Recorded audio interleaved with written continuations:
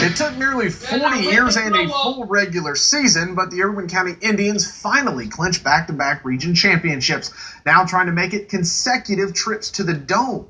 Buddy Noble's bunch hosting the single-A playoffs at home against Wilkinson County tonight in Ocilla. Indians leading 21-13 in the second half and going some power here. Just a bowling ball-esque run as they finally pulled down around the 40-yard line, really pushing Wilkinson County tonight. Defensively, the Indians having a little bit of difficulty here. Can't get the man on the ground. Finally sling him down around midfield. Wilkinson trying to force a comeback. The zone read going to go around right end and pick up close to first down yardage where he's forced out of bounds, but Irwin County just too much for Wilkinson. They win 30-13. To the pit we go, where Randolph Clay clinched just their second region title ever this season, hosting the Fighting Herschel Walkers of Johnson County to open postseason play. In Cuthbert, a good crowd on hand. The Red Devils come out firing. Justice Millsap breaks one, and he's got room to go. Forced out at midfield, slung down way out of bounds. Had a few more on the late hit. The drive would stall, though. Johnson ball, now the wideout screen complete. Ball stripped, and they can't recover it in bounds. Tough break for the Devils there. They get a break of their own, though. The snap over the Johnson punter's head. Randolph Clay pulls him down, and they are in business deep in Trojan territory. A few plays in, it's Millsap off tackle and into the end zone he goes. The two-point conversion made it 8-0 Devils, but Johnson County scores 21 unanswered. They go on to win 21-8. Down at Homerville, a battle between the Dooley County Bobcats and the Clinch County Panthers. Two South Georgia teams enter, only one can advance. Good crowd on hand, Panther Nation out in force.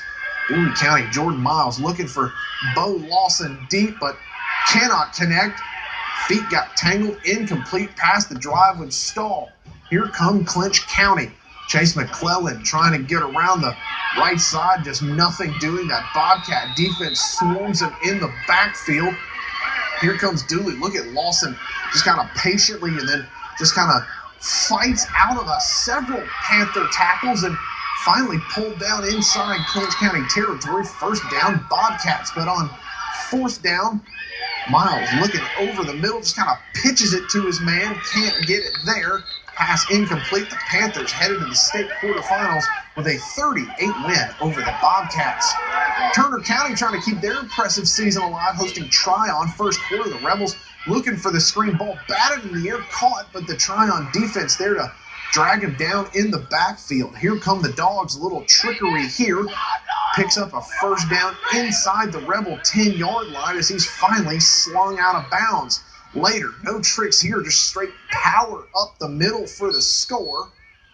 Next Tryon possession, they're going to pull out all the stops. The wide receiver pass, and he's going to hit his man in stride as he walks into the end zone.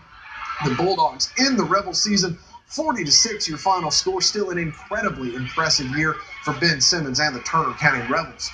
In the GISA, only 4 teams remain and spots for next week's championship game on the line tonight. Could we see an All-South Georgia final? Certainly possible. Deerfield hosting John Millage. A lot of this guy, Cam McCook for the Knights. The big fullback up the middle, rumbling through people. That's a first down. Later in the drive, it's McCook again from 1 yard out. He's in. Touchdown, Deerfield. Knights lead 28-0. John Millage needing an answer in the third quarter in the worst way they would get it. Trevor Evans, watch him step up in the pocket and find Andrew Presswood wide open for the Trojan touchdown. Cuts the lead to 28-7. The Knights were never really in trouble, however. Tyler Lowe fakes right, looks left, and goes up to his big tight end, John Samuel Shanker, for the score. 35-7 Knights. They're on to Macon for the state title game with a 42-7 win. Who would the Knights meet, though? It could be that All-South Georgia final we talked about. Valwood facing 2-time defending champ Westfield and Perry. The Hornets getting on the board first. Austin Burnett finds a hole, and he's down near the goal line, finally dragged down short. They punch it in soon after and have a 6-0 lead. Next Westfield drive, Burnett does take it in.